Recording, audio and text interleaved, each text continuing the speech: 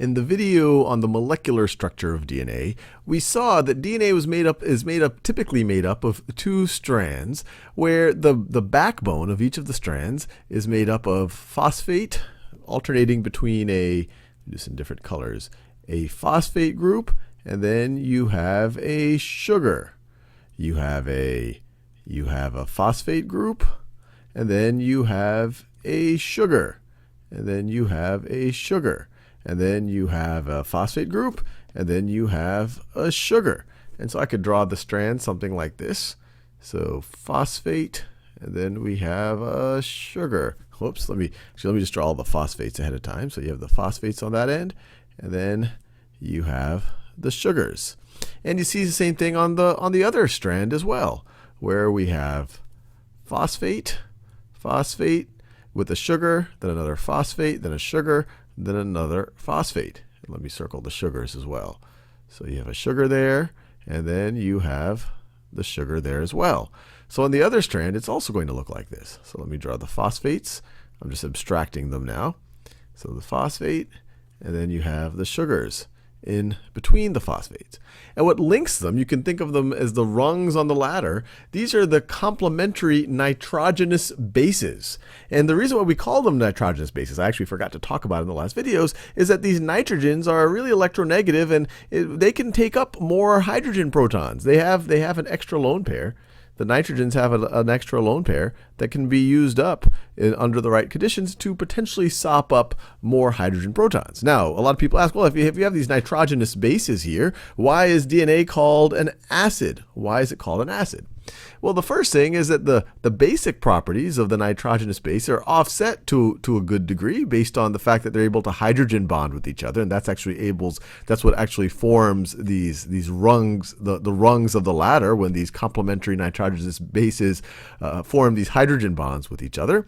But even more, the reason why we call it an acid is the phosphate groups, when they're protonated, are acids. Now, the reason why we tend to draw them deprotonated is when they're so acidic that if you put them in a neutral solution, they're going to be deprotonated. So this is the form that you're more likely to find it in the nucleus of an actual cell once it's already deprotonated. But in general, phosphate groups are considered acidic. And if I were to draw kind of a more pure phosphate group, and I talked about this already in the last video, I would have it protonated, and so I wouldn't draw that negative charge like that. So that's just a review of last time. But let's since I already started abstracting it, let's abstract it further. So let's draw the nitrogenous bases a little bit. So I have thymine here, and I will do thymine in this green color. So this right over there is thymine. So this is attached to thymine, and the complementary nitrogenous base to thymine is adenine. Which I will do. Let's see, I'm running out of colors here. Let's see, adenine. I'll do this in an orange color since it's got so many nitrogens on it. So it actually should include that hydrogen right over there. So this right over here is adenine. And you have these hydrogen bonds between them right over here because they have partially negative and positive charges on either end that are attracted to each other. And then we go to this rung, one rung below it. And what is going on?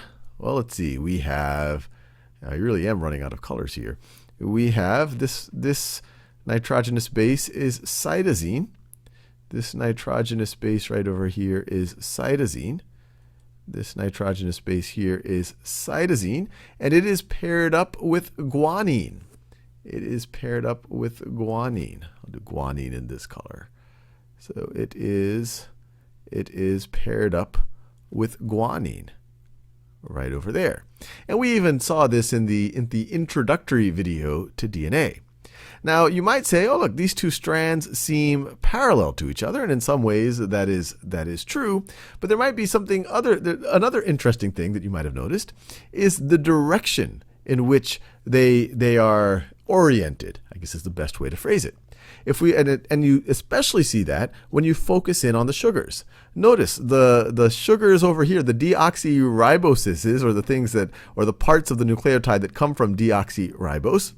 You see the oxygens on the top of the ribose, on the top of these 5-member rings. The oxygen is on top, while on this side, the oxygen is on the bottom. And so they are actually in different orientations. Here the oxygen's pointing up, here the oxygen is pointing down. And to get a little bit more concrete about that, we can number the carbons on the ribose to think about the directions and use those numbers of the carbons to describe the different directions. So let's number our carbons. So when ribose, so this is these are both ribose. We saw that in the molecular structure of DNA videos. When we're talking about DNA, we're talking about deoxyribose. So it does not, instead of having a hydroxyl group on the number 2 carbon, it just has a hydrogen. So instead of having a hydroxyl group on the number 2 carbon, it just has a hydrogen. But let's actually number them. So this is the 1' carbon starting at the carbonyl group. Let me do that in a different color. So this is the 1' carbon, and I'm just numbering them starting at the carbonyl group. 1', 2', 3', 4', 5'. And then when you look at it as a ring, this was the 1', this is the 2', this is the 3', this is the 4', this is the 5'. Or if you were to number them on this diagram right over here, actually in the DNA molecule, this is the 1', this is the 2' carbon, this is the 3' carbon, this is the 4' carbon, and this is the 5' carbon. And so one way to think about it is, we go phosphate group, and it's connected with what we call phosphodiester linkages. Phosphodiester linkages, that's what's essentially allowing these backbones to link up. But we're going from phosphate to 5' carbon and then through the sugar, we go to the 3' carbon, then we go to another phosphate, then we go to the 5' carbon. Let me label that. This is the 5' carbon. Then we go to the 3' carbon. And that just comes straight out of just numbering these, starting with the carbon that was the number 1 carbon, which when in a straight chain form, it's at the carbonyl, it's part of the carbonyl group. But you see we're going from we go phosphate, 5', 3' phosphate, 5', 3' phosphate. So one way to describe the orientation is saying, hey, we're going in the direction from 5' to 3'. So we could say that we're going from 5', to 3' that way on the left-hand chain. And what are we doing on the right-hand chain?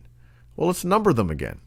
So this is the 1' carbon. Now this thing relative to this is upside down. It's inverted. So 1', 2', 3', 4', 5'. I can do it up here. 1' carbon, 2' carbon, 3' carbon, 4' carbon, 5' carbon. Here you're going from phosphate, 3', 5', phosphate, 3', 5', phosphate. So the way that the sugars are oriented, if you're going from top to bottom, the way we're looking here, you're going from 3' to 5'. So on the right-hand side, it's 3', 5'. And so if you wanted to draw an arrow from 5' to 3', you could look at it like that. And so you could say these are parallel, but since they are essentially oriented they're pointing in different directions, even though they're actually parallel, we would call the structure of DNA antiparallel. So this would be an antiparallel structure of DNA. So these two strands, they're complementary. They're defined by each other. The thymine bonds with the adenine, the cytosine bonds with the guanine, or they're attracted to each other through these hydrogen bonds. But the two backbones, they're pointed in different directions. And now another interesting thing to think about, since we're talking about the molecular structure of DNA, is how do these things form? How do these things know to orient in this way? And part of what plays part of that role is the fact that these phosphate groups are negative. So these things that have outright negative charge, they're going to try to get as far away from each other as possible. And then when they just keep kind of orienting, getting far away from each other. And these are very, very, very, very long molecules. In the introductory video to DNA, we talk about how long these chromosomes are, how many base pairs we actually have. And these are long molecules. So all of these phosphate groups on either strand, they want to get away from each other. And then these things want to get close to each other because of the hydrogen bonds. And so that's what helps form this actual ladder structure. So DNA, fascinating molecule. We could speak for days about it. It's actually mind-blowing when you think about its implications for who we are. But hopefully this gives you a better sense of what it is molecularly. I cannot say it. Molecularly.